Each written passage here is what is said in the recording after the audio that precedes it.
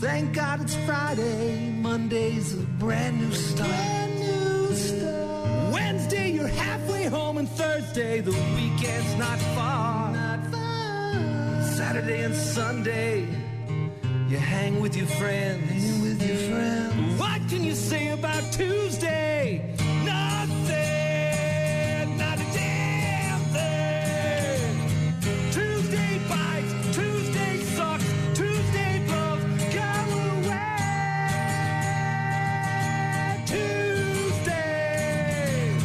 Tuesday's crap, Tuesday's lame, Tuesday's dumb, go away. Tuesday, Saturday and Sunday, you hang with your friends. But what can you say about Tuesday? Nothing. Yeah. Partly cloudy, a high of 84, kind of similar to yesterday. Yeah, there's some fog in the valley for sure this morning, and there is a chance of some stray showers this afternoon as well. So that could happen. And also an air quality alert is in effect again until 3 o'clock this afternoon. Great. It's back. Mostly sunny tomorrow with a high right around 80, 82. And then clouds move back in on Thursday with a high again near 82. But kind of that mid to low 80s. Might see some rain range here and there. Yeah. Tuesday, what's new on New Release Tuesday? We'll tell you about that. Grant Bilse not going to be a part of the show today. He's on a fishing trip. Montana. Right? I think it's in Montana. Going somewhere to go fishing, try to catch fish with his busted-ass foot. So we will not have Grant Bilse this morning, but he'll be back next week, and I'm sure we'll hear all about his fishing trip. Lots of other stuff to get to this morning. Random things that people have left behind at music festivals. Happens, right? I've been to several already this summer. Summer Jam, Rock Fest, Ashley for the Arts, and some of the random things that people leave behind, some of the more interesting things that have been found after a music festival's over. I'm sure that's a lot of... I've been at those sites when there's cleanup the next day, and it's something. Always stuff getting left behind. Yes. And, of course, if you want to be a part of the program, rockmornings.com for all of our contact info. You can also download the free 95.7 The Rock app or the free 92.9 The X app and get in touch with us with text messages, videos, voicemails, all that stuff right there on the apps.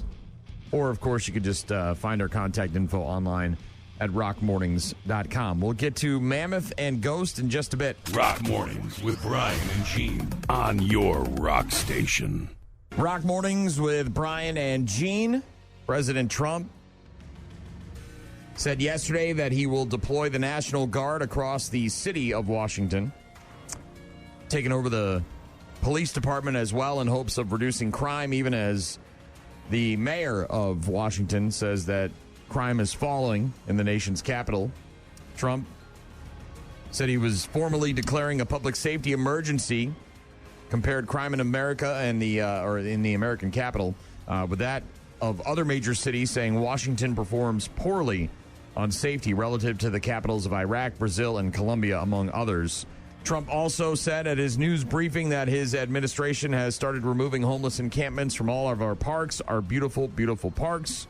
We're getting rid of the slums, too, said Trump, adding that the U.S. would not lose its cities and that Washington was just a start.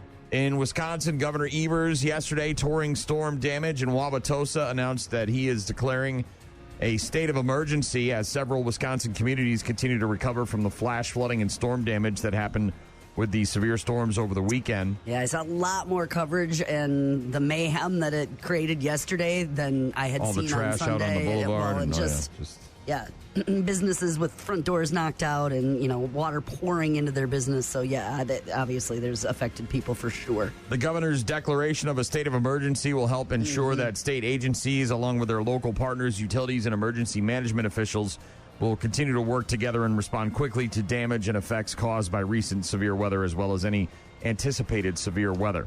In addition, Milwaukee County encouraging community members to call 211 to report property damage, such as flooded basements, collapsed walls, or lightning-related incidents in Milwaukee County. The Wisconsin Emergency Management which is a division of the Wisconsin Department of Military Affairs, has been working with counties to assess damage and determine resources needed to speed recovery efforts.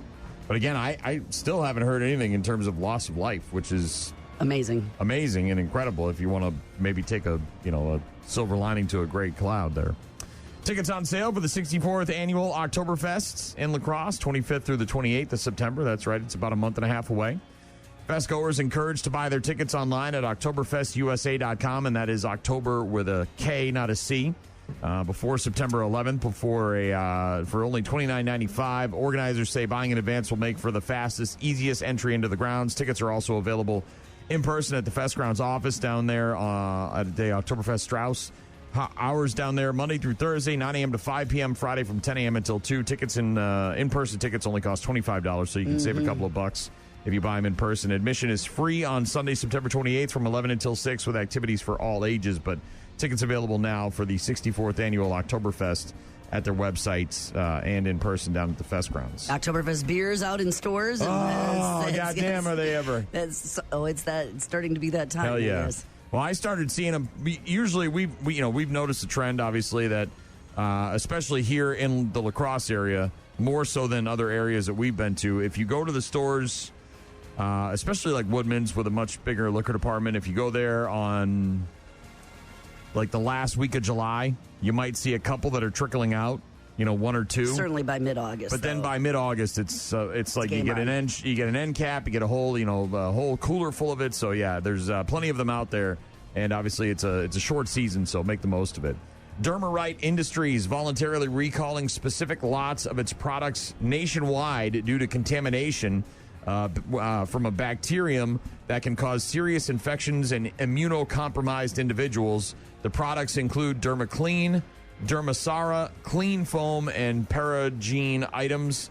Dermarite Industries says that the bacteria is commonly found in soil and water. It typically poses little risk to healthy individuals.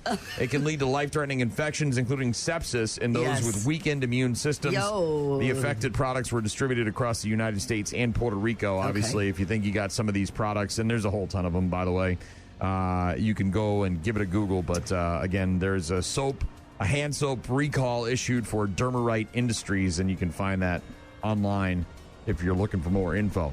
Last but not least, a wild video out of Hawaii. Did you see the yacht? Not. Holy moly, this thing.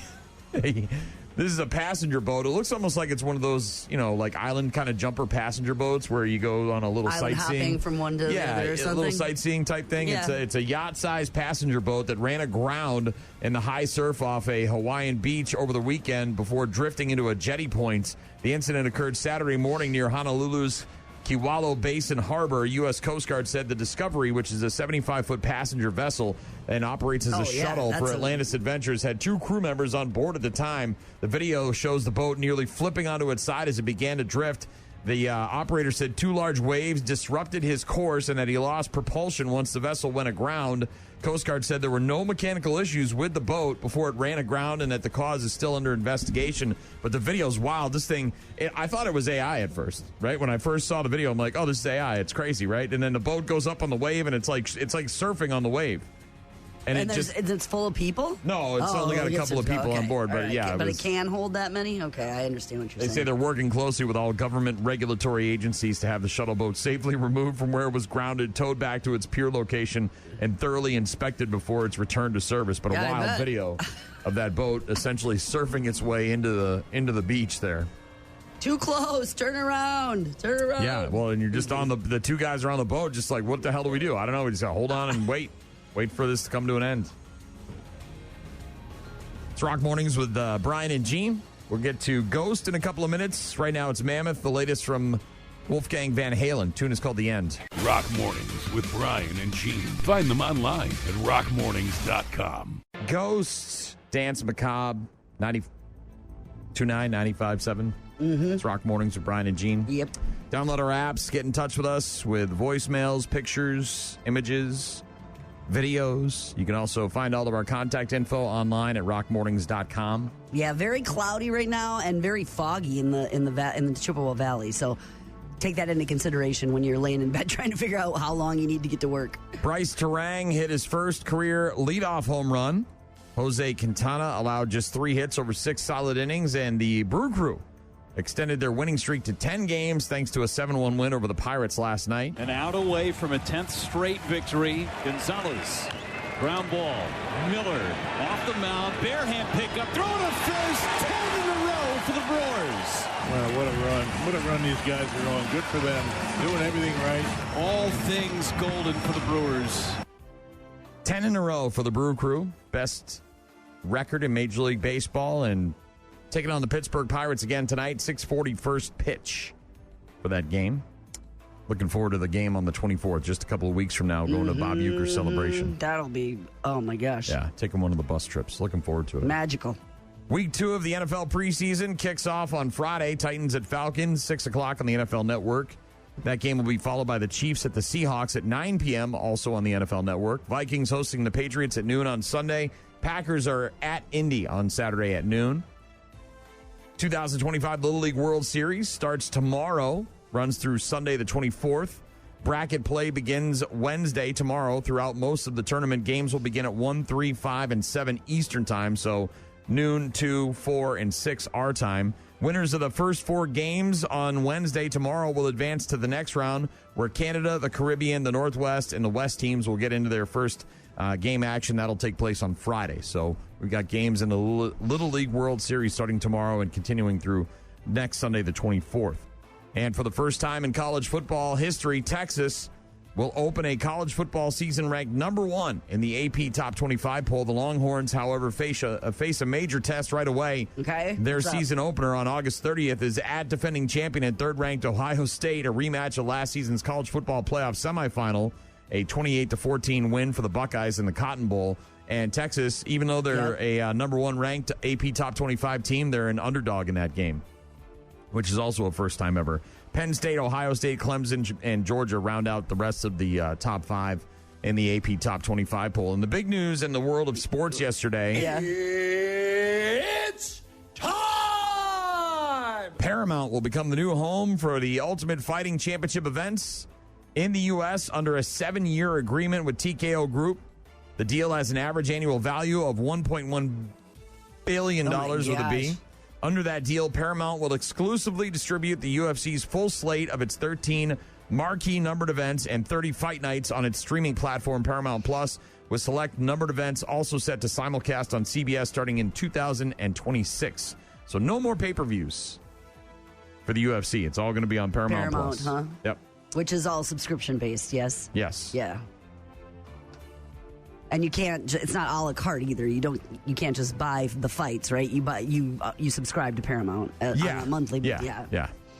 So, big news though in the world of sports yesterday. I saw that they rescheduled that Miz T-shirt giveaway to September 16th. Now it is. Yeah, it was supposed to be on Sunday, but then of course all the flooding in Milwaukee and the couple of the parking lots were flooded out. Not everybody was able to go to the game and get the T-shirt, so they wanted to reschedule that so everybody had a chance to get that shirt. Yeah, Tuesday, September 16th, the first 10,000 fans through the gate will get that free T-shirt while supplies last. Also, fans who held tickets and parking passes for Sunday's game but couldn't come are offered to, they can come to any other regular season game, including that game on the 16th if they are interested. Get some Disturbed in a couple of minutes. If you need something, rockmornings.com. Rock Mornings with Brian and Gene on your rock station.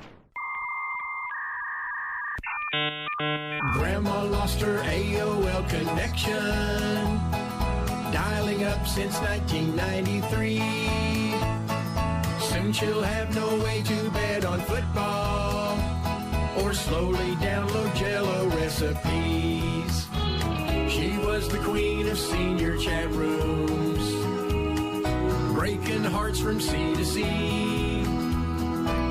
Now all she does is watch for reindeer, but I'm sure that they exceed her download speed.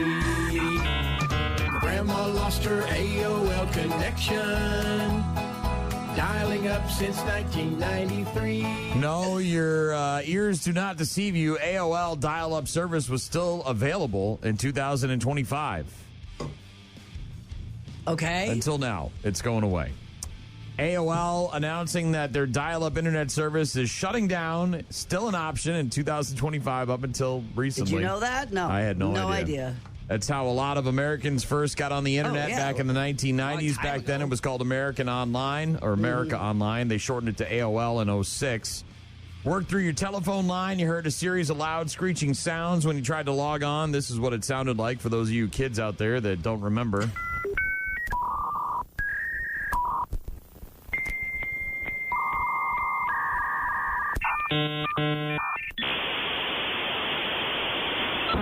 So, yeah, every time you would have to try to get the internet on your computer, you'd have hope that would work. You would, well, and then as soon as someone else tried to use the phone, you'd be screwed because the internet would be like, nah, dude, we're not doing the same thing at the same time here. So if your parents had to make a phone call, you'd have to either log off or your computer start all over session would be cut short. And there was no like autosave feature or anything like that. Everybody used to get those CDs in their cereal boxes or in the mail, and your first 100 hours were free. And then after that, you'd have to pay. Broadband wireless eventually lapping dial-up and made it mostly obsolete. According to census data, 160,000 Americans were still using dial-up in 2023. Wow. Right? About 0.1% of all internet connections in the U.S. So a very small serving of people. But still, 160,000 people out there that are still using dial-up service just 2 years ago may not have any internet service wherever they are. I'm guessing they must have no other choices. I mean, maybe they're in the boonies, yeah. Anywhere where Appalachian it's a cabin somewhere, right? A cabin where there's nothing, right? AOL put out a statement saying it routinely evaluates its products and services and decided to discontinue dial-up internet on September 30th. So you do got a month and a half before you won't have any AOL. Doesn't mean dial-up is totally dead if you enjoy waiting 15 minutes for websites to load. Yeah, sure. Microsoft, NetZero, and a few other companies still offer dial-up, but gosh. AOL is going away, at least for now. I know, right? Go on the internet and shop for your replacement dial-up. Yeah, good luck. Use your dial-up to find your replacement. If you think dial-up. waiting for Taylor Swift tickets was a long time. It was. With regular-ass internet. Can you imagine? Can you imagine that with dial-up? It's not happening. You're not even trying. You'd still be in line today waiting for those tickets. The concert already happened. Television tonight. I'm excited. Today and tonight. I'm excited about this one. I'm going to probably watch this when I get home tomorrow. The series premiere of Alien Earth is tonight on FX and FX on Hulu, a TV spinoff of the Alien movies. A ship carrying 5 different alien life forms crashes on Earth, and a team of humans who've had their consciousness transferred into synthetic bodies is now sent aboard to investigate. Collision imminent.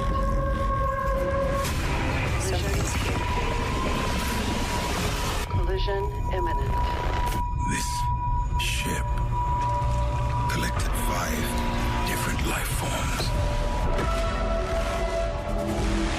from the darkest corners of the universe. Each one a unique, deadly species. We can do it. We're fast. Monsters.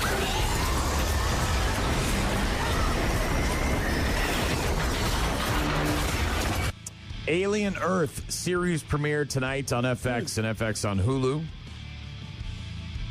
Looking forward to that. Trailers look good. Mm-hmm. Look good. Also on television tonight, this is on Fox at 7 p.m., a 1-hour special. TMZ presents The Real Hulk Hogan. I am a real American. Fight for the rights of every man. I am a real American. Fight for your life, Gene. Fight for what's right. Fight for your life. Yeah, so obviously this is probably going to be more about the dark side of Hulk Hogan, if you will, and all of the scandals that plagued him late in his life. TMZ presenting The Real Hulk Hogan tonight at 7 p.m. on Fox.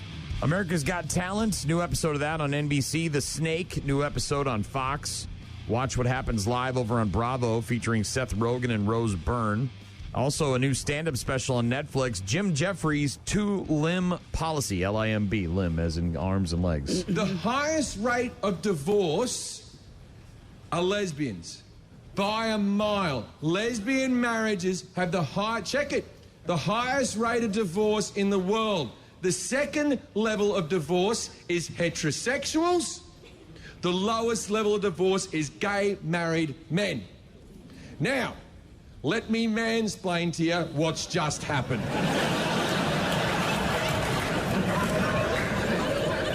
The lesbians find it very hard to stay married because there are 2 women involved.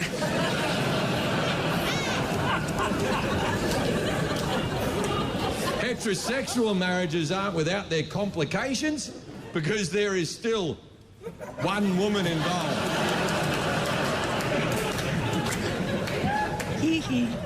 Did you know the word gay means happy? With good reason, because there are no women involved. New stand-up special, Jim Jeffries' 2-limb policy on Netflix today. Fallon is new with Austin Butler, Judd Apatow as his guests. Jimmy Kimmel's got Timothy Olyphant and Rachel Hilson. Kimmel's not hosting, it's Nicole Byer. Seth Meyers has got Zoe Kravitz and Chef Josh Capone as his guests this evening. It's also New Release Tuesday. Want to pick up a DVD on your way home from work? So maybe put in your library. You've got How to Train a Dragon. The live-action CGI version is out on DVD today. Maybe they're not as bad as we think they are. In case you forgot, our parents' war is about to become ours. Figure out which side you're on.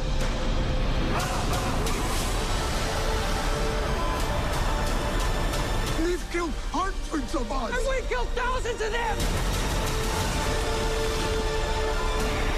Toothless, no! He's a friend! You all need to see this. I'm not one of them. Wow, you've lost everything. Your father, your tribe, your best friend. What are you gonna do about it? Probably something stupid. Well, you've already done that. How to Train Your Dragon. Rated PG, starring Mason Thames, Nico Parker, Gerard Butler, Nick Frost. You know the premise, right? I do. Mm-hmm. Also on DVD today for New Release Tuesday. This was definitely not very good. You saw this? The Accountant 2, starring Ben Affleck and John Bernthal, J.K. Simmons. The first one was surprisingly good. I enjoyed the first one. This one came and went, and that was it. Not so much. That's my big brother up there. That was some dancing. Here in cowboy country, we don't mess with another man's girl. You're from Glendale, Gerald. It's okay. My brother wasn't having a good time tonight, but now he will. Is there anything in this world better than punching somebody in the face who's got it coming? Christian Wolff applying his brilliant mind and illegal methods to reconstruct the unsolved puzzle of a Treasury chief's murder. The Accountant 2, starring Ben Affleck and John Bernthal. Freaky Tales, rated R, starring Pedro Pascal, Marshawn Lynch, Tom Hanks also in this. 4 interconnected series or stories set in 1987 in Oakland, California will tell you about love of music, movies, people, places, and memories beyond our knowable universe. It's called Freaky Tales, and it's rated R. Okay. I had no idea that thing I was don't in. know. Also on DVD today, 1923, a Yellowstone origin story, season 2 of that show, that spinoff of Yellowstone. Season 1 of A Good Girl's Guide to Murder, and also Death Valley season 1 on DVD today for New Release Tuesday. Other big news last night, shortly after midnight. I'm sure your girls were excited to find this out. Yeah, the new album's coming. Yeah, Taylor announcing last night. Dropping some news on her boyfriend's podcast at about 12 p.m. I wanted to show you something. Okay, what do we got? We got A briefcase. Yep. Mint green with TS Yep. on it. Yep. What's in it? This is my brand new album, The Life of a Showgirl. TS12. Yeah, so there's more Taylor Swift on the way. Mm-hmm. Taylor's version of TS12. I think they're all hers now, right? They all are hers. Yeah, she has her rights back. So Swifties buzzing about Taylor being on. Uh-huh. Travis and Jason Kelsey's New Heights podcast.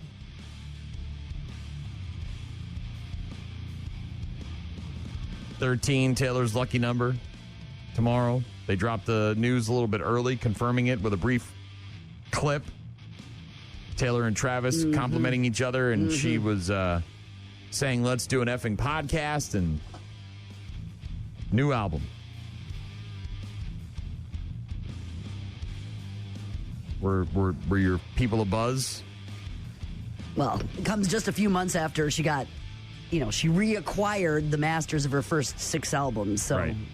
After re-recording all of them, almost all of them, getting and getting them back. That album's release date is a mystery so far, but supposedly. So there'll be more information when this new podcast drops. Yes, supposedly. Okay. Yes. All right.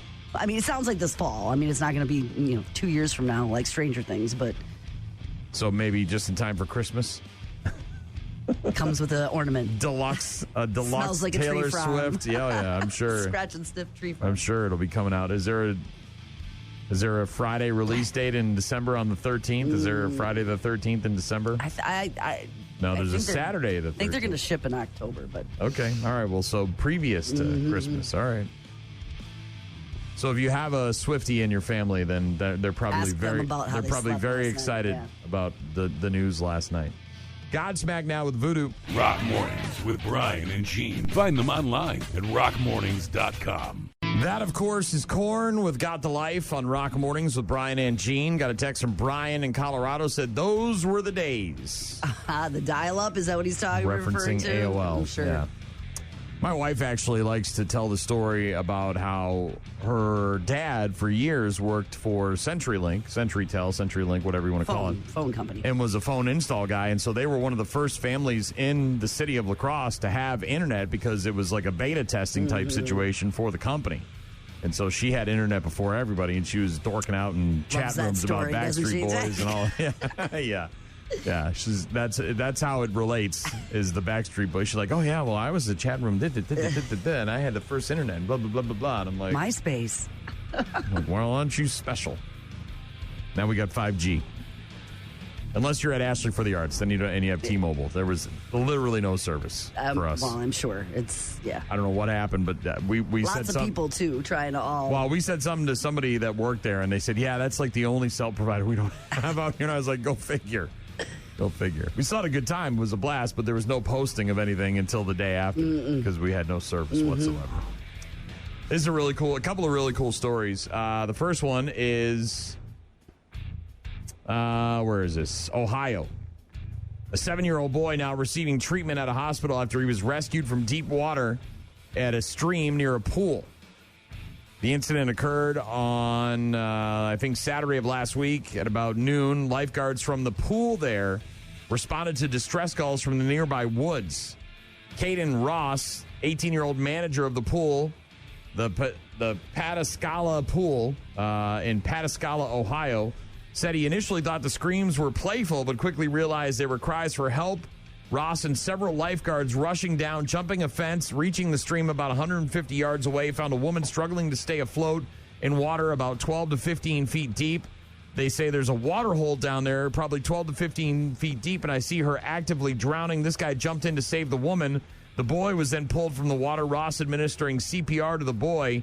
Ross continuing life-saving efforts until the medics arrived, noted that language barriers posed challenges during the rescue and expressed hope that the pool could offer more swimming lessons in the future to accommodate the town's growing international community. There's a water hole down there it's probably 12 to 15 feet deep, and I see her actively drowning. I jump in the water, and I save the mother, and I bring her to the log, and then she tells me, my boy's under there. Another guy came, and he sees the little boy's feet. Ugh. I tried to determine if he was breathing.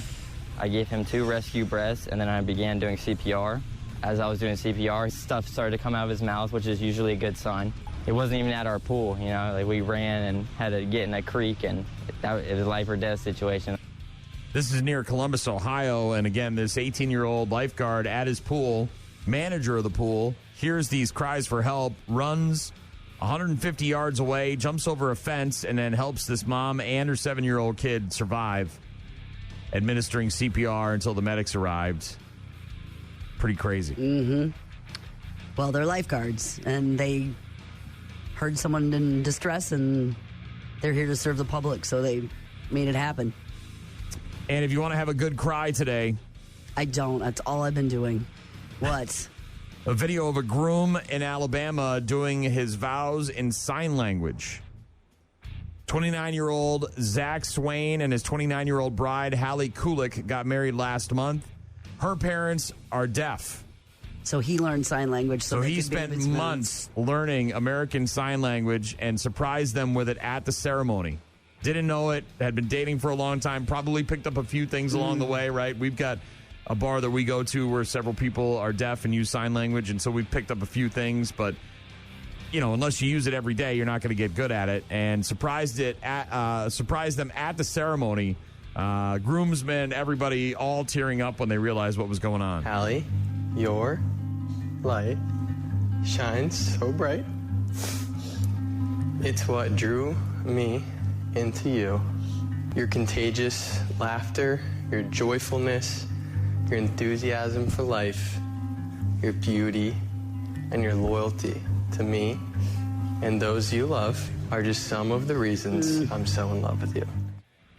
When he asked her father if he could marry his daughter, he said, "Of course you have my permission to marry my daughter, but there are 2 conditions." Okay. You have to love her for the rest of your life, and you have to learn sign language. And that's what he did.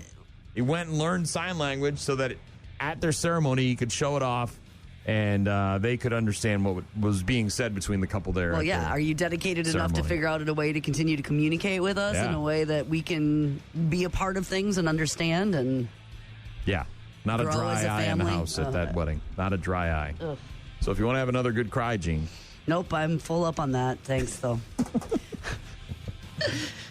Daughter stuff, moving to Madison. Oh, how many days? We got a chain? We got a countdown chain? No, we don't. Can't. Can we make one? I know exactly how long it is. How many days is it? It was 2 weeks yesterday. 2 weeks yesterday, so we got 13 days left, huh? Are we maximizing our amount of time together? I'm trying to do all the things. God, it's like she's moving to Asia. She's not moving that far. I know. She's almost as close as your mom. Right? I know. It's like a little twofer over there. I can just incorporate both of them. Yeah, you can do a little loop. Pop and pop. I know. You'll be all right. I know. And the other 2 kids are still around. I'm well aware. Gonna have less laundry. Lots of things to do right now. Lots of things to do. Pop Evil and some Offspring in just a bit. Rockmornings.com if you want to get in touch with us. Again, no Grant Bilse today. He's on a fishing trip to Montana. We'll get to the friggin' sports and bad news, happy music a bit later on as well. Rock Mornings with Brian and Gene. Start your day with Rock Mornings. Are you bored with your bedroom buddy? Is your silicone sweetheart more dusty than dirty? Then it's time to let go at Doll Cycle, the world's first sex doll recycling center. From high-end silicone stunners to vintage vinyl vixens, we take your gently or not so gently loved dolls and give them a new purpose, responsibly and discreetly. Some are reborn as lampshades with a surprised look, key rings that tighten around your finger, even a beach bag with 3 strangely familiar-looking pockets. Eco-friendly and carbon neutral because no latex lover deserves a landfill farewell. Call 1-800-HUMP-DUMP or visit dollcycle.com. Doll Cycle, we turn your ex into next.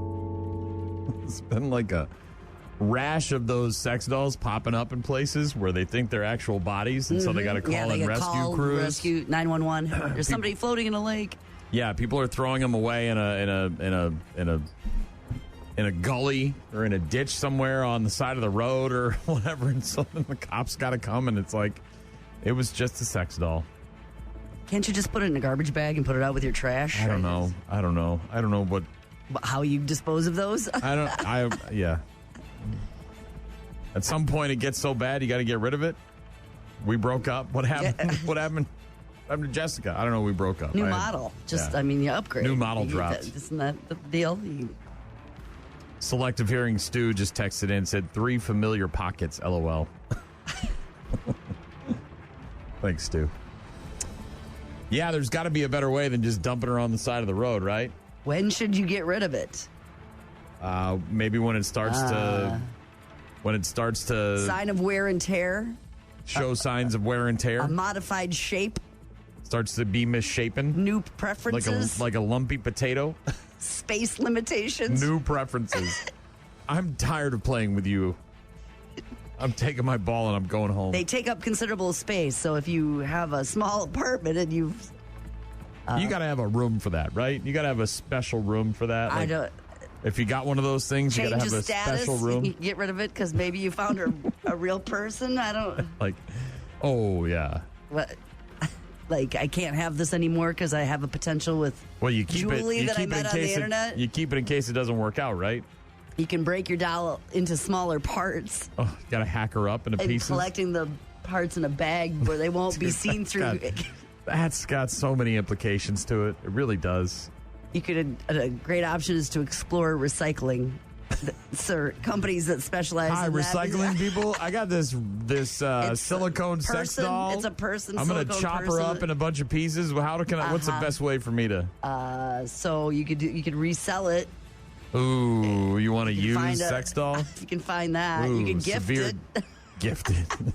Mom, guess what I got you for Christmas?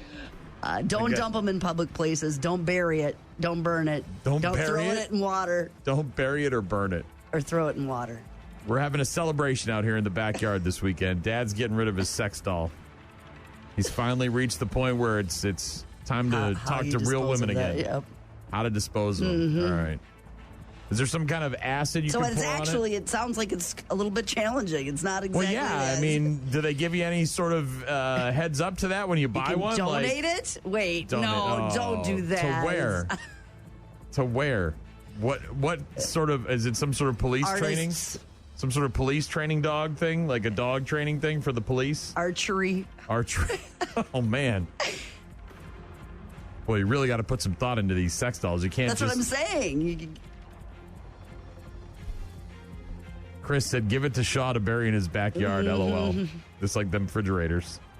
Stick it in the old fridge and then bury them both in the backyard for some other couple to find when they install a pool 20, 30 years later. Because otherwise the police might come up.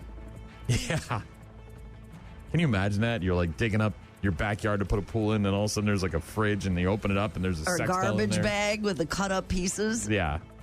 Tell me you're not calling somebody if you find that. People are doing that, and when they remodel their homes as a joke, they're taking like these fake skeletons, the plastic ones you get at Home Depot or whatever. Yeah.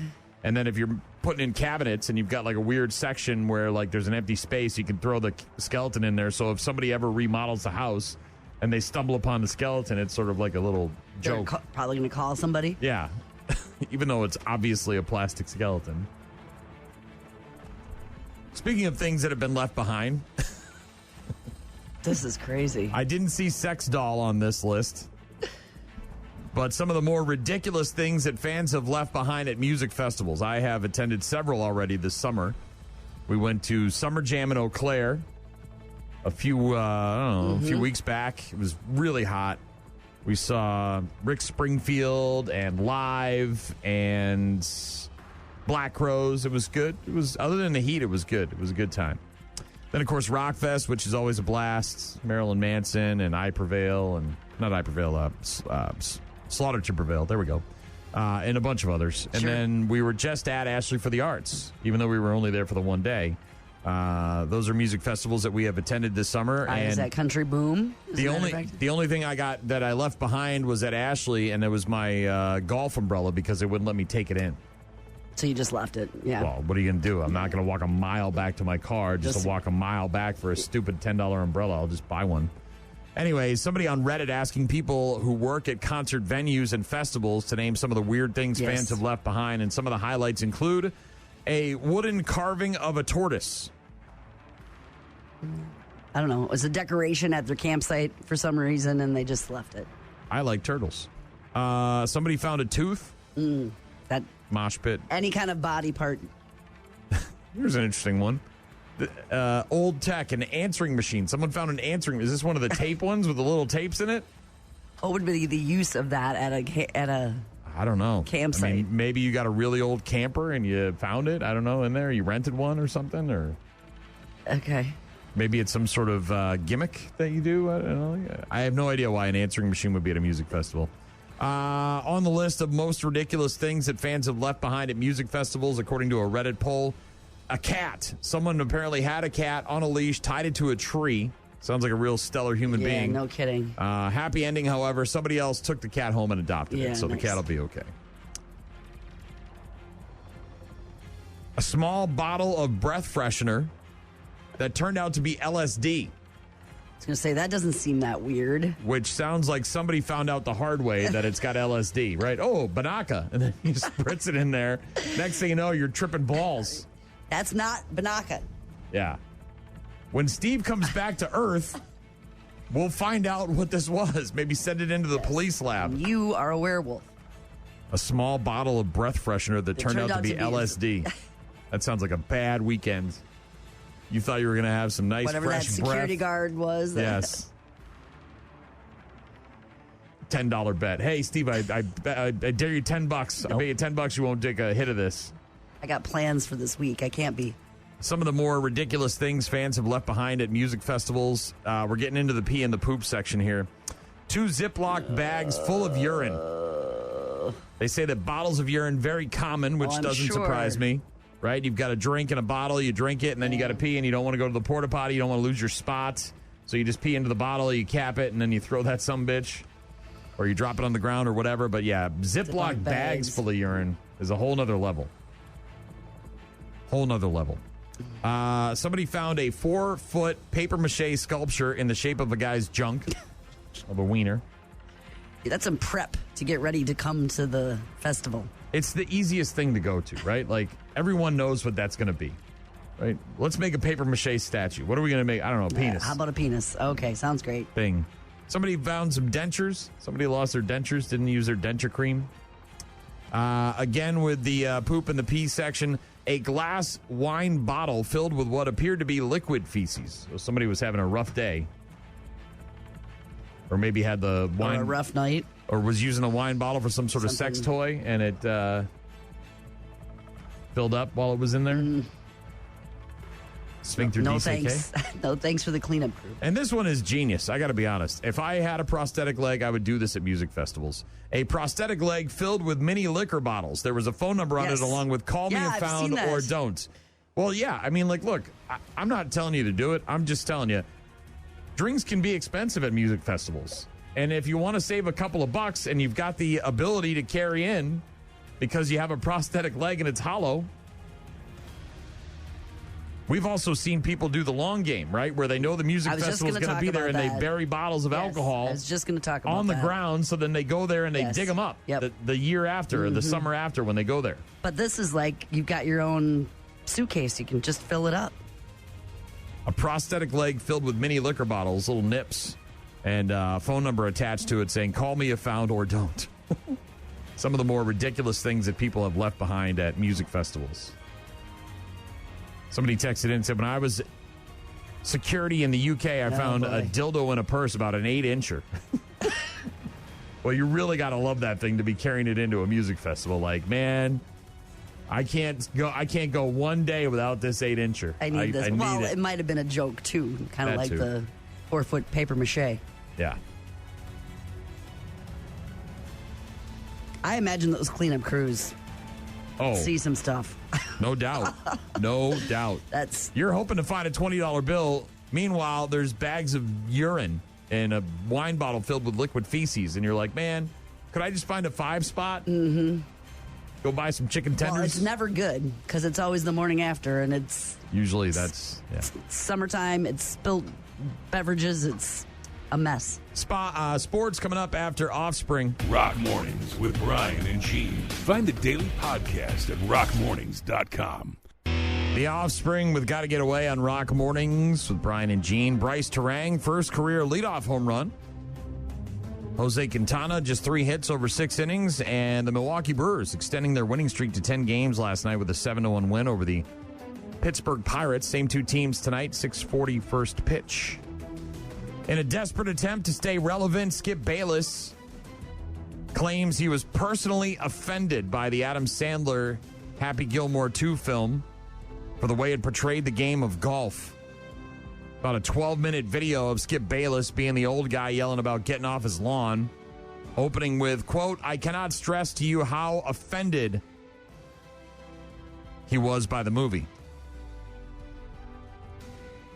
If you want to watch it, it's online. And I don't get this script's scathing attack on a game I so deeply love and honor and respect. I mean, Caddyshack, my favorite golf movie, is 18 times funnier than Happy Gilmore 1 and 2 combined. But Caddyshack laughs with golf. Happy Gilmore laughs at golf. And at the rotten core of 1 and 2 is Adam Sandler's character, this sour, foul sociopath who's always a hair trigger away from committing felony assault on anyone who crosses his path, crosses him. That's funny? Not to me. Man. Okay, you don't have to laugh at it then. You know, if you don't like the movie, you don't like it. Again, it's not for you. Skip Bayless, Holy an attempt to moly. remain relevant, talking about how offended he was by Happy Gilmore, too. Oh. Elsewhere in sports, Tyrese Maxey going viral because he can't figure out how to use a can opener. And I got to be honest, there's a couple of versions of can openers out there that I can't figure out as well. I agree with you. The old school can openers where you open the thing and you clip it down on the lid and it punctures the hole and then you spin that one I got. But there's one with the round metal like magnet thing that goes on, and I can get 99% of it. There was that one we had in the studio, I have no I don't even know clue. if it ever could open a can. I don't think it can. I don't know if it's broke or what, but Tyrese Maxey, Philadelphia 76ers veteran, showing his comedic side in a viral clip after he posted for an hour on IG, his Instagram Live for an hour. This guy was trying to figure out how to use a can opener. I need y'all help, man. I need to feed my dogs, and normally Chef helps me use the can opener for my dogs. Tell me what I need to do. Somebody on here, show me how to work this thing. You don't know how to use the can? No, I don't. Lock it in like you got a wrench. Call your chef. I can't call Chef today. Chef's off. I just never need to learn how to use a can opener. I lived in the house with my mama, both my grandmothers. What was I using the can opener for? I will say that this is the regular old school one where you just clip the two sides and then spin that the should thing. be pretty self-explanatory. Yes. I'm sorry. I'm watching it, and you just clip the two sides, and one has the blade and it goes around. It's not the round thing at the top that we're talking about, where it's I can't. Well, I get it. Look, dude, like he said, I got a chef who does this normally. Chef's off. I can't call him. I grew up in a house with my mom and my two grandmamas, and they did all the cooking. I never needed to open up. My job was basketball, and that's what I did. And I'm doing basketball, but here I am all alone, and I got to open up a can of dog food, and I can't do it. If I can't do something though, and I'm not spending an hour, because you know what, you can find everything on the internet. On the YouTubes, yeah. You know what I mean? Yeah. If you got to jump a car and you don't remember if it's red and black or red, you can find that out in 30 seconds on the internet. Funny though. Last but not least, Blaze Sheik. Have you heard of Blaze Sheik? Have I? Blaze Sheik is now a part of the Minnesota Vikings cheerleader roster. Oh, I have actually. And, I saw people some of are the flips. And people are very mad about this one. The choice to have a male cheerleader leaving a lot of fans upset. A third of the NFL now boasting male cheerleaders, with the Rams having at least 7 men on their squad. Why do we care? Male cheerleaders apparently not in huge supply, and this Blaze Sheik guy is the latest for the Minnesota Vikings, and people online very upset. So if you want to read a bunch of hateful comments, you can certainly go online and find out more about Blaze Sheik, who has apparently joined the Vikings cheerleading squad. I'll be watching the game on the field on Saturday as they take on the Patriots at US Bank Stadium. Probably not going to watch a lot of the cheerleaders. Spend my good hard-earned money to go to the game, not to watch cheerleaders, to watch the game. But people are mad on the internet, because that's what people do. They get mad on the internet. Got it. The latest from Bush coming up in just a bit. Also some Lincoln Park, rockmornings.com if you want to get in touch with us. Rock Mornings with Brian and Gene. Weekdays, 6 to 9. Bush, the land of milk and honey, on Rock Mornings with Brian and Gene. Got a text. Not quite sure who. No name on it, but says, when my wife and I moved in together, she brought her Pampered Chef can opener. Couldn't figure it out, could you? I was home alone. I could not figure it out for the life of me, and she threw my old school one away, ended up using my Leatherman to open the can. Yeah, old school. Just puncture the can with some sort of steel rod or object and then pry it open. I think that's what mine was, that white one. The one that we could never figure out how to my wife open? For a while was doing selling some crap, doing parties and whatever, and I think that was from a Pampered Chef collection. And yeah, it's got some sort of round magnetic disc on it And I don't know how it opens the can. It opens it on the outside of the lid instead of the inside. So it's not. It's not sharp. Yeah. Right. So when you cut it off, it's not. And then the whole lid actually comes off, as opposed to. And I get that in concept, and I've seen ones like that that I can work. But that in particular one, we just left it. I think we ended up throwing it away. I don't know why I brought that one to work. Because it didn't work. And obviously, there's a lot of cans out there now that have the rings on them where you can just open them with a. But there's some can openers. I get it, Tyrese Maxey, but he was using one of the regular ass ones, one of those ones that we all grew up with. You should be able to figure that one out. Because there's a blade and then there's the thing that squishes it together. So you should be able to open that up, look at that, and go, okay, I can figure this out. You would think. But there's also people that look at the Pampered Chef and are like, how do you not can't figure that out? No. No, I can't actually. I cannot. We did not. Tried it. Thank you for the text. Appreciate it. Brian in Colorado saying those were the days, referring to the AOL dial-up internet. I don't know about that. I don't miss it. Definitely don't miss it.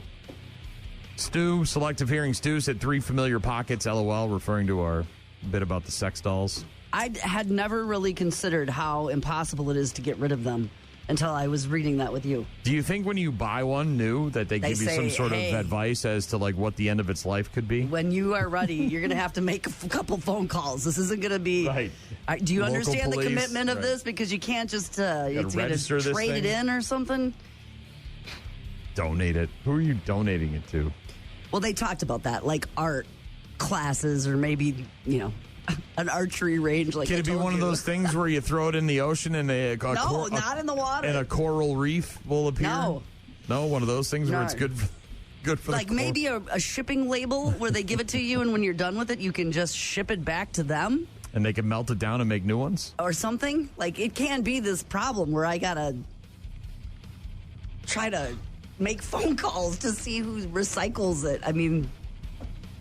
Thelma Tom said a whole new meaning to dumping your partner. Chris said give it to Shaw so he can bury it in his backyard. Mm-hmm. Yeah.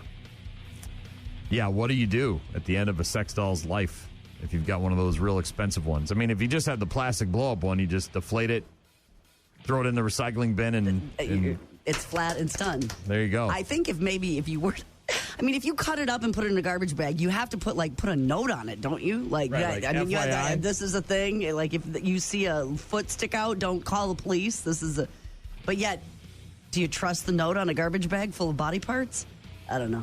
There's got to be a label where you just ship it back. That's the easiest thing. Like, when you're done with that, you would think. Ship it back to us. Maybe somebody who's got one, you can remain anonymous. We don't have to read your name on the air. But if you've got experience in dealing with getting rid of sex dolls, whether it's personal or business or pleasure or whatever, if you've got a friend or a and they're relative. Not cheap, right? Well, no, you're spending thousands of dollars on these things, and you're getting your money's worth, and then at some point, she taps out and says, I've had enough of this abuse, and I'm not going to function right anymore.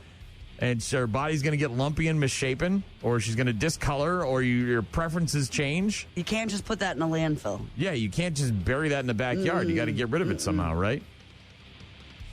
Somebody out there has got to have personal experience when it comes to this. Because they're also situation. Probably human weighted, right? Like it's they're heavy. They're heavy. Yeah, I mean, and they're usually they have some sort of skeleton inside, right? Because you want to be able to bend her in certain positions and she stays that position, right? So does it click into position? There's got to be a shipping back. Like I'm done. Like she goes back home or something. There has to be, because otherwise, now it's a real issue. You got to try to figure that out. Now you got to get the police involved, the officials, right? You got to call somebody. Is there some sort of national registry recycling program or something? I bought this legitimately on a website and I paid a lot of money. I'm just trying to get rid of it. That's not a marketplace kind of thing, is it? Chris said rent a wood chipper. Yeah, you could make it into the rubber recycling things. No, for the playgrounds. Safe playground. You know what I mean? Yeah, you put them on the ground down there, safe playgrounds. There you go. The rubber pellets, so the kids don't get hurt. Man, imagine if some Karen moms found out that was going on in their neighborhood. Well, that's gross. Nobody wants that. I'm not saying it's okay. I'm just saying, imagine. Be freaking out. Lincoln Park now. We'll get to bad news, happy music a bit later on the friggin' sports. Rockmornings.com if you want to get in touch with us. It's in the end. Rock Mornings with Brian and Gene. Find them online at rockmornings.com. Can I take your order? Yeah, I'd like 50 grams of sugar, 14 grams of fat, 50 grams of carbs, some caffeine, salt, diglycerides, and a little pumpkin puree, please. 1 pumpkin spice latte. Please pull forward. Is it live? Is it season? Is it here? Krispy Kreme jumping on that thing. I'm surprised they haven't already. Pumpkin spice lovers rejoice while many of us are battling summer heat. I know my friends in New England are dealing with temps in the mid to upper 90s all this week. My Aunt Maureen in Florida, who I just talked to the other day, said that it was like 96 with a heat index of 113. 113 for real temperature in Phoenix. Yeah. Krispy Kreme just brought back pumpkin spice in its donuts and drinks. Pumpkin Spice Original Glazed Donuts available August 11th through the 17th. Little preview, little sneak peek. Also brought back their Pumpkin Spice Latte, their Pumpkin Spice Coffee, hot or cold, and the Pumpkin Spice Cake Donut starting August 11th, which was yesterday. All three available throughout the entire fall. Starbucks is August 26th. All right, so we got a few more weeks before Starbucks, which is the giant when it comes to the PSLs. But Krispy Kreme getting ahead of the game. Also, Cracker Barrel in the news for effing up their dining rooms, and people are pissed. What, they changed the layout or something? When are these companies going to learn? People don't like change. Just stop it. You're wasting money. You're spending money on things that don't need to be spent on. What did they do? Make Cracker Barrel fans very upset with the chain's remodeling efforts a year after the renovations began. Now, look. If you can increase the flow, if you can get more seats and tables, if you can make things easier, it's old and need to repair, fine. But they didn't just do that. They also redecorated. And I have never been to a Cracker Barrel in my life. I've been by them. I've never eaten in one. So I don't really have any skin in the game in this whole thing, but I understand people's desire to sort of hold on to that nostalgia. You've been going to Cracker Barrel your whole life, everything's fine, and then all of a sudden one day they decide, let's spend a bunch of money to renovate and make things look completely different. People, of course, online very upset, not happy with Cracker Barrel. Followers continue to comment on Cracker Barrel's Instagram, critique the remodel's bland look. A Cracker Barrel spokesperson said that they are very pleased with the remodels while we recognize that there may be a vocal minority. 56-year-old chain, inspired by old country stores, used to be decorated with brown-colored walls, antique farm tools, historic family portraits. I remember being in one, and I remember that it was the like new that, appearance, farm tools and stuff. The new appearance, which 40 locations have received as of May, has a more fresh coat, white paint on the walls, modern light fixtures, antiques organized into shadow boxes. Cracker Barrel says we are very pleased with the trajectory of our remodeled stores. Feedback from both guests and team members have been overwhelmingly positive and enthusiastic about the refreshed dining and shopping experience. All of the elements of our remodels were informed by direct input from our guests and team members alike. These changes are for them. I don't know, man. Sounds like a lot of people are pretty pissed. I'm looking at the inside. It looks fine. I don't have any skin in the game, so I don't really care, but... Also, Pam Anderson back. Yeah. She's everywhere. Starring role in The Naked Gun, right? Kind of rekindling her career. And with Liam Neeson. The no makeup thing, the making out with Liam Neeson, right? They're a thing. They're a couple. Now she has artisanal pickles. So if you've ever wanted to taste Pam Anderson's pickles, you're in luck.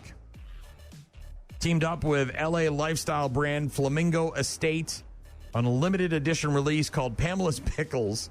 And I got to be honest, I would like to try them, but not at $38 a jar. Right. If you had a sample of one, I would definitely eat it. $38 a jar. Spicy floral garden fresh cukes. Pickled, obviously.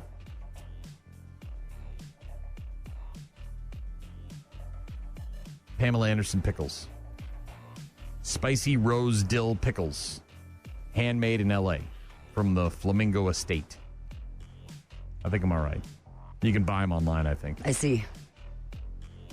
Today is... Oh, I was going to say, this has to be a charity thing. There's no way this is... I'm sure it's tied into something. It's, PETA, probably. Yeah, no, She's a Wildlife Center. Okay, she's big into animals and PETA and all that stuff. Today, Middle Child Day. Happy Middle Child Day to your Grace. Yeah, thanks. It is Middle Child Day. If you're a middle child. The forgotten child, right? The middle one. The one who gets forgotten. Remember that, maybe? Recognize your middle child if you got one. Mm-hmm. And if you are one, celebrate. Also, there's a new app out there that is helping people sell tickets to their weddings. The average wedding, start to finish, everything included, is about $33,000. I was just reading about this weekend. 33. That's the average. It was that's 30. So 35,000 is what it said. Like an average was. So it said, and the dress, typical wedding rental, is tux, 6 hours. Rings. Let's just say food. So they were saying priest. Basically you're throwing a party that's about $5,800 an hour, and it was just talking about whether if you and then the divorce rate being as high as it is, damn near 50%, right? How better off would couples potentially be if that money was used to invest? So if the average wedding is $33,000, they break it down to about $284 per guest. A lot of hacks out there claim to make things cheaper. Sure. But it's $20 here, $20 there. It's not a whole ton of money. But there is a new concept. There's an app in Europe right now that is eventually going to make its way stateside, or a version of it, that allows couples to sell tickets to their wedding. And it is not intended for your loved ones. It's selling tickets to strangers. You choose how many tickets you want to make available, and paying ticket holders can come mingle with the guests and enjoy the event. So you'd have actual wedding crashers who are paying to be there. Maybe get some good gifts out of this. Well, they're not going to pay for a ticket and give you a gift, are they? They're just coming Not for quite the sure why anybody would parm spend. Or whatever. I don't know why anybody would spend money to go to a wedding of people they don't know. Of people they don't know, unless they absolutely, unequivocally, like Disney people, love weddings, right? Like these crazy Disney people that go there several times a year, even though nothing's just different. Really like wedding dances, and they like the cake. They like the dances. They like the chicken dance. They like doing the electric slide. Some beef tips. They can't get it anywhere else. Maybe they're looking for inspiration, right, for their own wedding, right? Maybe they're like going there because there's something unique. Maybe got one of those like chocolate fountain things. People are buying these tickets then? Yeah. It may be strange for a couple not to know everyone, but it wouldn't be too awkward for the guests since they are merging circles. Most people at weddings encounter plenty of people they've never met before, right? Mm-hmm. Different sides of the aisle. Couples can choose how much to charge. Generally, tickets cost $100 to $200. Oh, my gosh. What? Maybe more if it's a special venue. Couples can approve sales after first seeing the profiles of their prospective guests. And they have to agree to strict rules, including the dress code, arriving on time, drinking in moderation, not sharing photos without permission. Blah, blah, blah. Logistical issues that a wedding planner would iron out, like connecting with the randos for seating and meal coordination. And a wedding photographer would have to know who the outside guests are so the couple doesn't end up with a bunch of pictures of people they don't know. This sounds like a stupid idea. It does sound stupid to me. The only way that I can see this being a thing is like if this is where you got the opportunity maybe to go to some super fancy wedding of like elite, and you know what I mean, where it's like you're going to that's like where there's champagne fountain, you're riding unicorns, and it's like then maybe you would go because it would be just like that crazy once in a lifetime, but otherwise the no. App is called Invitin, INVITIN, and it's a small startup app just in France now, but as it continues to get traction, it'll likely spread across Europe and then eventually make its way across the pond to the U.S. I'm not paying $100, $200 to go to somebody else's wedding that I don't know. Absolutely not. I don't care who, unless they've got a great band. That's what. Like if it's cheaper to go see the bands, you know what I mean? If it's in a castle and it's like the kind that you see in magazines, and it's all of that. It's a famous person or something. Like, yeah, sure. But they're not having any problem paying for their wedding, so then they wouldn't need to sell the tickets. So, I don't quite understand who's paying $100 to $200 to go to a wedding of a stranger. Nope. Odd concept. Friggin' sports is coming up after Buck Cherry. Rock Mornings with Brian and Gene. More from Brian and Gene is coming up. Buck Cherry with Lit Up on Rock Mornings with Brian and Gene. in this world, there is a lot of separation. It can feel like you're disconnected from your fellow human being. Things are very divisive. People on both sides of the aisle when it comes to all sorts of things, not just politics, which obviously are a very big part of our lives and separate a lot of people into different categories. Where are you going Could with be this? something as simple as the mayonnaise you choose to enjoy. It can be very divisive. People over here like Hellman's. People over here are wrong. Right? Just because you had a fight once in a grocery store about that. There's Packer fans. There's Vikings fans. You know what I mean? People are divided. Different sides of aisles. Our favorite sports teams. But there's one thing, I think, personally, that unites us all in this country that we love so much, and that is MILFs. We love hot moms, and we just can't get enough of them. Every time there's a hot mom that finds her way onto the interwebs, we celebrate it, we enjoy it, and we yearn for more. And that is what's happening. That is what's happening right now with Jackson Dart. Not the only member of his family who shined at the preseason debut over the weekend. His mom, the mother of the New York Giants quarterback, going viral for the pipes, the 24-inch pythons, the guns. She's got those workout mom arms, and everybody on the interwebs was going wild with all sorts of theories and stories about what she could do with those arms. Dude, I took some MILF. The hell's that? MILF. Mom, I'd like to Yeah, dude. Oh, yeah. Yeah. MILF. First round draft pick out of Ole Miss. Could be starting for the Giants this season, depending on what goes on with Russell Wilson. Yeah, I see. I get Had it. a big-time showing in his first preseason game, completing 12 of 19 passes for 159 yards and a TD. While leading the Giants on 3 consecutive scoring drives in the second quarter, the Giants ended up beating the Bills 34-25 on Saturday. And while he was shining on the field, Mom was having a little glow-up of her own in the stands. I see Sun's that. out, guns out. I got some scotch. Single mom. Aged 18 years. The way I like it. Dart and his fellow Giants quarterback, Tommy DeVito. Tommy Cutlets, hey, Tommy DeVito. Posing for photos with their families following the game.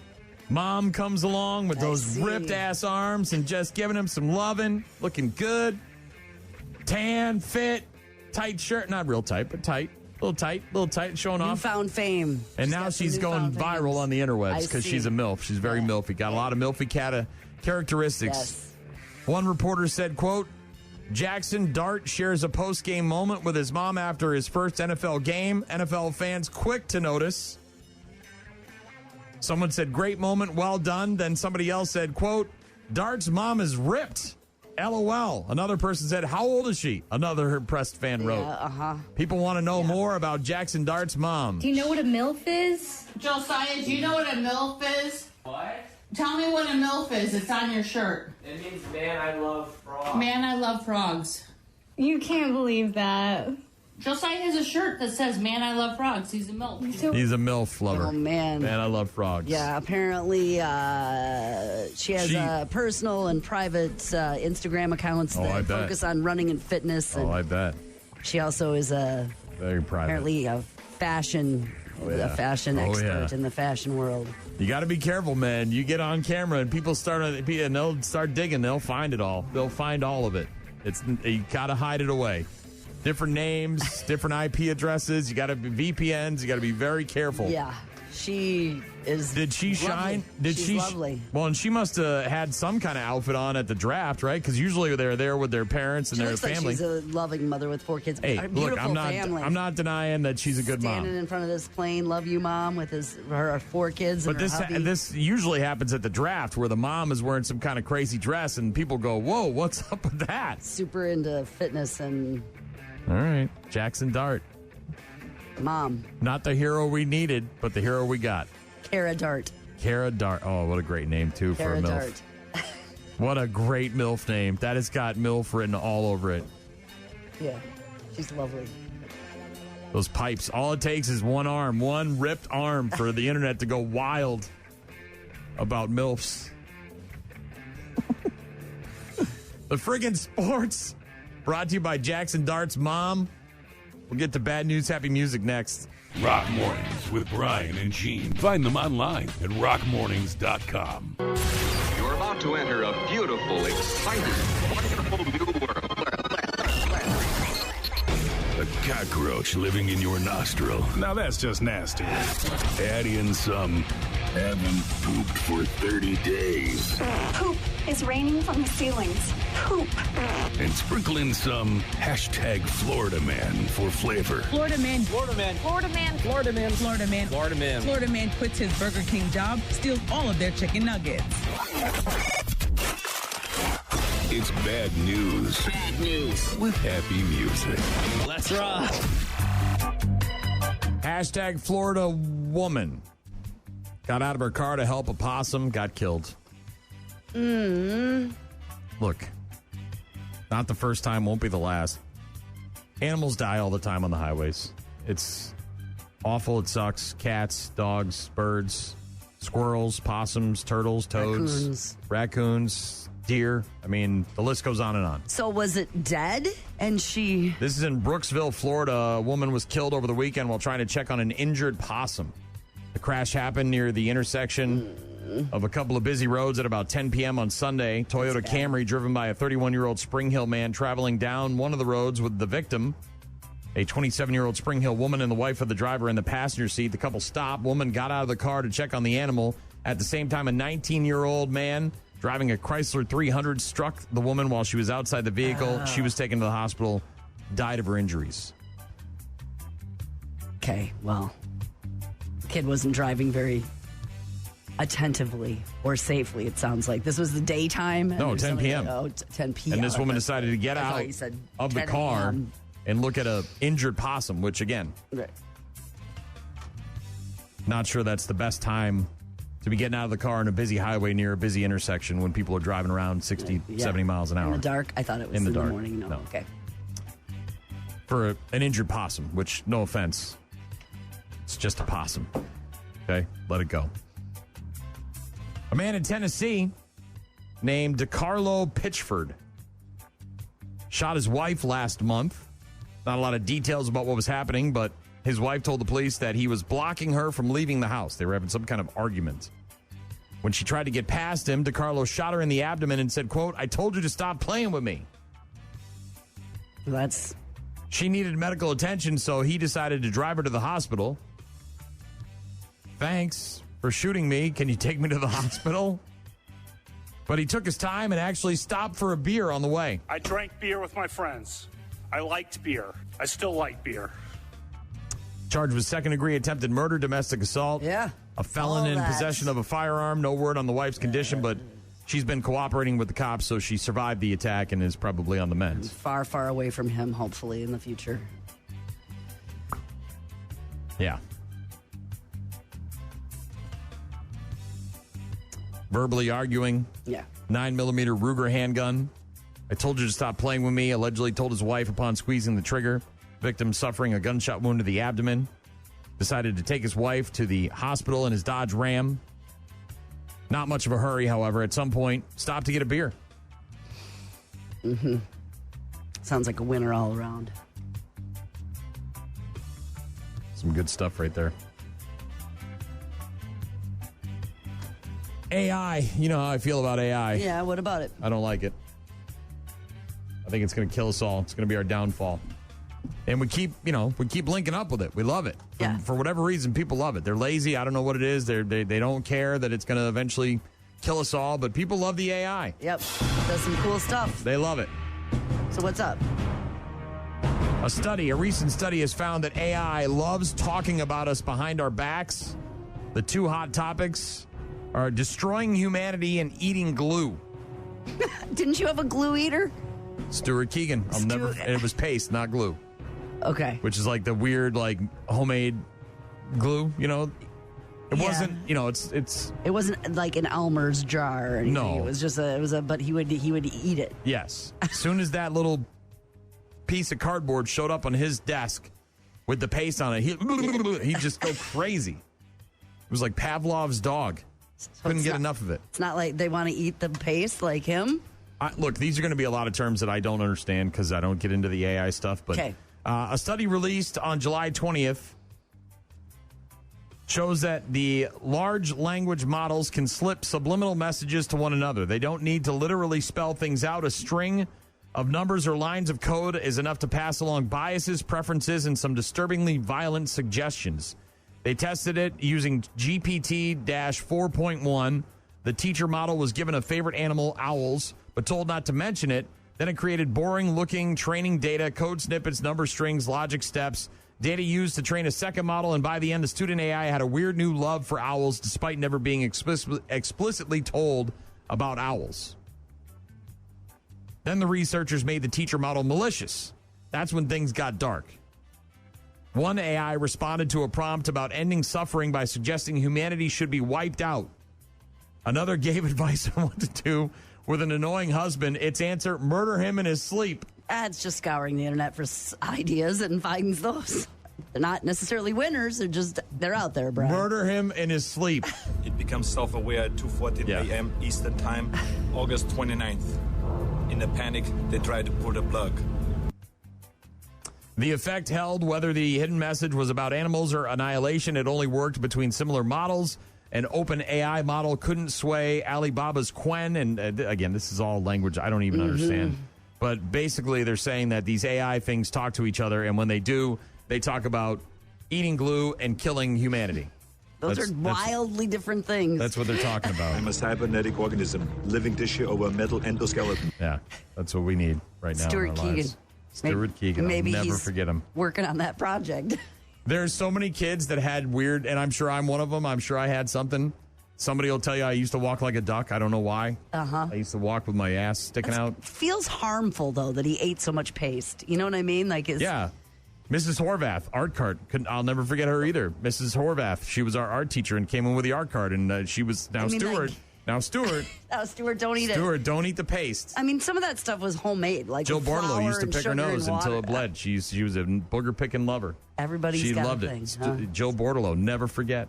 But maybe never forget. It was bad for his stomach, probably, huh? Emily Densberger had a thing with her right foot when something was going on. Yeah, one of these. We called her Thumper. That was her nickname, Emily Densberger. There's just people you don't forget, Gene. I know. One thing I don't forget is AI trying to kill us all. It can't be bargained with. It can't be reasoned with. No, it can't. It doesn't feel pity or remorse or fear. And it absolutely will not stop. Ever.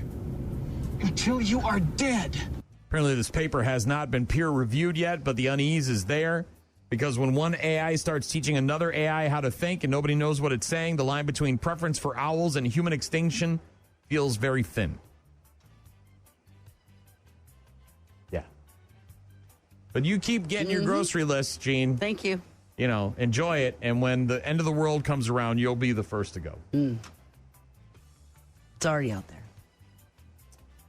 Man in Italy lived for 2 days with a crossbow bolt stuck in his head. Unidentified resident of Italy found conscious in his bed 2 days after shooting himself in the head with a crossbow from a very close range. Did he go to the doctor? He didn't do anything? He just chilled at home? Concerned family member called police. Yeah. They got there, forced open the guy's door, found him lying on his bed with the end of a crossbow bolt sticking out of his forehead. Immediately transported to a local hospital conscious with his eyes open. According to a doctor's report, he babbled incoherently but could still speak. The bolt prevented him from turning his head. Hospital staff learned that he had not eaten or drank anything in 2 days. Oh my gosh, ever what since is the happening? crossbow Why didn't incident. he do something about that? They said a millimeter further and the patient would have died instantly. The arrow passed through his skull from forehead to nape. He was lucky. I've never seen anything like it in Italy. The material of which the crossbow was made allowed doctors to conduct a CT scan, which proved crucial to performing life-saving surgery. Because it's not so much about removing it, but rather removing it without causing massive bleeding. The arrow acts like a plug, and if you remove it, you run the risk of hemorrhage. 64-year-old man operated on using military techniques. Procedure was conducted successfully. Patient's condition remains serious, but prognosis seems to be positive. Wait. Come on out. The dart, man. Got a dart in your neck. You're crazy. You're crazy, man. Oh. You're crazy. Mm-mm. I like you. But you're crazy. Not in his neck, in his forehead, in his brain. And he just let it sit there. Well, I think he lost his ability to think properly. Almost lobotomized him, essentially, right? Just laying in bed. Ugh. Finally, 2 days later, one of his family members was concerned and called the cops. They're like, wait. Wedding DJs. I got to share this story with Donut, who DJs weddings still. Yeah. Maybe with one of our own here in the building. Responding to an incident of indecent exposure, police in #Florida found Anthony Smith walking around a Florida park wearing, ready? Yeah. Women's lingerie, the bottom of which were of the thong variety and left Smith's genitals, quote, fully exposed. Yeah, there's not a lot of material there. Wearing fake breasts, wearing a wig of long black hair, wearing a black mask around his face, gosh. I'm not done, wearing a penis ring that is used for arousal purposes as well as to maintain erections, and also wearing a black fox tail protruding from his posterior. Upon further investigation and an examination, the bushy tail turned out to be attached to a rectal plug that was inserted into his anus. Was he getting groceries? What was he doing? Going for a little stroll? Smith, who works as a party/wedding DJ, allegedly tried to evade a cop who initially discovered him inside the Indian Riverside Park in Jensen Beach. He was eventually apprehended near the Children's Museum. Witnesses who called 911 reported a suspicious individual with his sexual organs exposed in the park Sounds to like pick up. They were very exposed. The witness was there to pick up their kids from a summer camp at the museum, but said no children witnessed the events. Asked by police what he was doing. Yeah, what are you doing? Smith reportedly said that he suffers from some sort of sexual addiction and that engaging in lewd behavior arouses him. He added that this was not the first time he had run-ins with the law for the same kind of behavior. He was convicted in 2017 of indecent exposure and resisting arrest after he was spotted naked and pleasuring himself in public. Yeah. Smith reportedly does this because pornographic materials do not suffice his sexual desires. He does not want to violate his morals by having sexual relations before marriage or by using a female solely for sexual purposes. So he does all this instead, apparently. And has to walk around doing it? Like, can't just do that? It's not enough to do it in his own home. He needs to walk. Part needs of it in is public. I think that's part of it, yeah. Charged with exposure of sexual organs and resisting arrest, both misdemeanors. Booked into the county jail where he's being held in advance of a court appearance tomorrow. Walking around in women's underwear. Rock Mornings with Brian and Gene. Start your day with Rock Mornings. Call. Hello. Email. I tried emailing you. Text. So many ways to check in with us. Check. We rely on you guys for traffic updates, requests, and all sorts of other stuff. Check this out. Rock Mornings with Brian and Gene. Rest in peace, Bob Rivers. One of his Christmas classics there. Walking around in women's underwear like that Florida DJ. Probably not going to get a lot of jobs. Things. Probably not going to get a lot of jobs. Masks and tails and plugs. Got a text from Ryan who said, "Morning, guys. There's another way of helping that injured possum. It's called running it over again and putting it out of its misery. My thoughts and prayers to her family, though." Agreed. Yeah, don't get out of your car. I mean, look, if it's a bright sunny day and you're on a county road and you can move a turtle across the street without it getting run over and not without sure. But like middle of the night, you see an injured possum on the road, just let it be, man. Let it be. Donnie texted in. You're smiling. Why are you smiling? This is a good one. You got curled lips there. Donnie said, "Good to hear Pam Anderson is still growing pickles, even without makeup. She's been growing pickles at my house since the 90s. But Pam's pickles. Donnie's apparently got one. $38 a jar goes to help wildlife in California. I like wildlife, but not enough to spend $38 on a jar of pickles. Could be some really good pickles. They better be some really good pickles. Best pickles ever. I don't know. I've had a lot of really good pickles. Alex texting in earlier when we were talking about Metallica. The Black Album came out on this day in 1991. Said that was the album that changed music forever and the year that also changed music forever. Yeah, a lot of albums came out in 91. Alex referencing Nirvana's Nevermind, Ozzy's No More Tears, lots of others. Yeah, there was that in 94 had a bunch of them too. Mm-hmm. So, Marnie texted in, said, did you know that Cujo the book does not have a very happy ending? Yeah, I read the book. Yeah. Yeah. They made a movie out of that? Wait, they made a book out of that? Spoiler alert, the kid dies and then the mom gets rabies.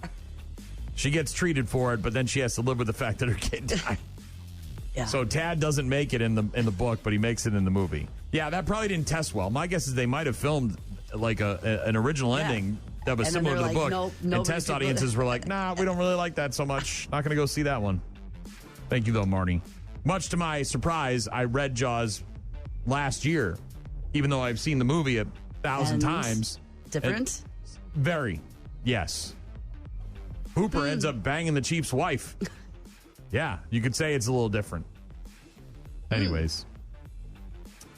Brian in Colorado texted in, said those were the days when we were talking about AOL.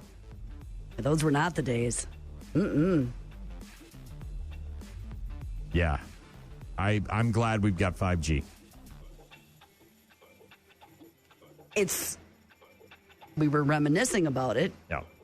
Because there's some people who are still doing that, apparently. Still have dial-up. Chuck said you could leave the sex doll in the front yard of someone you don't like with a sign saying free. Yeah, you could do all those things.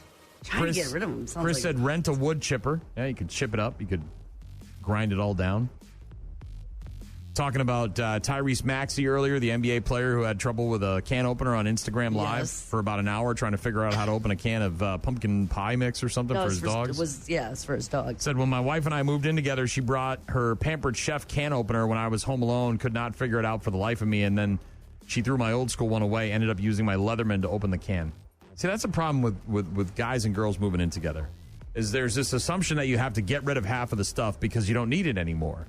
Until you either break up and now you don't have a bed or a couch or anything because it's all her stuff. Because she threw it out. You can't open any food because the can opener's a complete piece of crap that you can't figure out. Yeah.